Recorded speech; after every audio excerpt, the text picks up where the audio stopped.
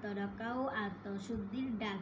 সাওম পালনের সময় মিথ্যা, প্রতারণা, হিংসা, বিদ্বেষ, পরনিন্দা, পরচর্চা, ধূমপান ইত্যাদি ত্যাগ করতে হয়। সুতরাং এইসব পাপ কর্ম ও বদ অভ্যাস ত্যাগ করা সহজ হয়।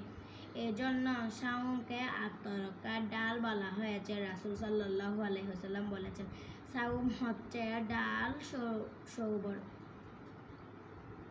সৌরভ। বুখারী। সাওম পালন উন্নত চরিত্র ও আদর্শ সমাজ গঠনে সহায়ক এবং গুরুত্বপূর্ণ ভূমিকা পালন করে।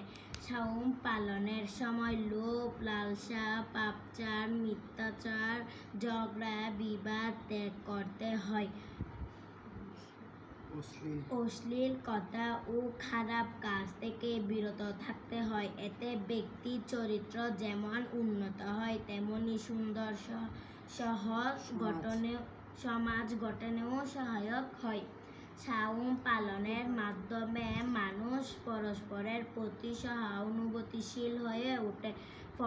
পানাহার ত্যাগের মাধ্যমে ধনীরা দরিদ্রদের অনাহারে, অর্ধাহারে জীবনযাপনের কষ্ট প্রত্যক্ষভাবে এবং বাস্তবে বুঝতে পারে।